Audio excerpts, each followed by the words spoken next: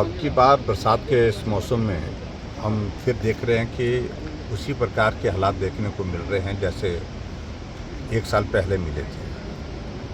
और उस वक्त भी बहुत बड़ा नुकसान प्रदेश में जान माल का हुआ। और अभी भी अब की बार हमने देखा कि बरसात अभी तो ठीक तरह से शुरू नहीं हुई है, अभी तो शुरुआती है दौर।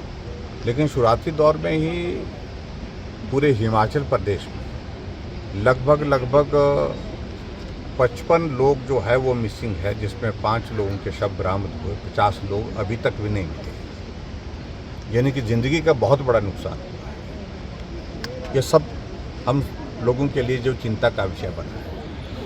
और आज मैं यहाँ पर सैंज में भी, जो बंजार विधानसभा क्षेत्र के अंतर्गत आता है इलाका, यहाँ पर भी मैं देख रहा हूँ कि जो NHPC का जो पानी छूटता है, वहाँ से गेट खुलता है तो पानी जाता है।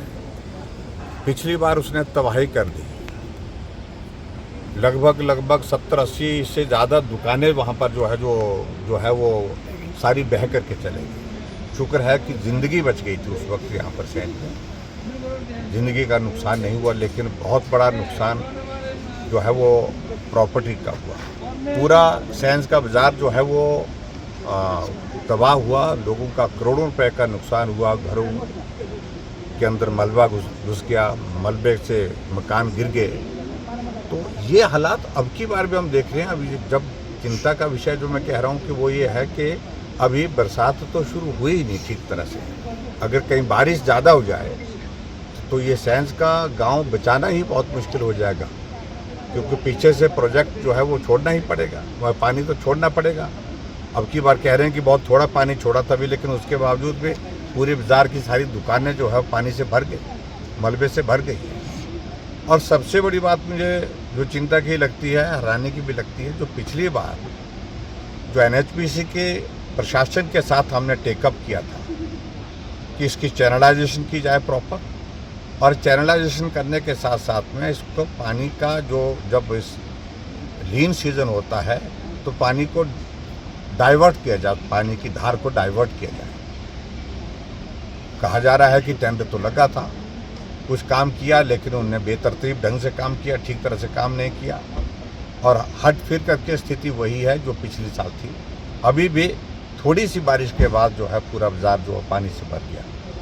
और अभी विधानसभा का सत्र है, हम सत्र के अंदर भी, मैं मुख्यमंत्री से व्यक्तिगत रूप से भी उठाऊंगा इस मामले को, लेकिन विधानसभा के अंदर भी बात करेंगे। लेकिन हम NHPC के इस रवैये को, जो खास तौर से जो ऐसा अचानक पानी छोड़ना, बिना वार्निंग के पानी छोड़ना, इस संदर्भ में एक तो हम बात करेंगे केंद्र सरकार से, केंद्रीय मंत्री से, पावर मिनिस्टर से। और इसके अतिरिक्त हम बात ये भी करेंगे कि आने वाले समय में अगर ये सैंज का बाज़ार इसी तरह से हर साल बर्बाद होता रहेगा तो ये कोई तरीका नहीं है। उचित यही होगा कि यहाँ इस बाज़ार को दूसरे स्थान, सुरक्षित स्थान पर बसाया जाए और इस लैंड को एक्वायर करके उचित मुआवजा यहाँ के लोगों को दिया जाए।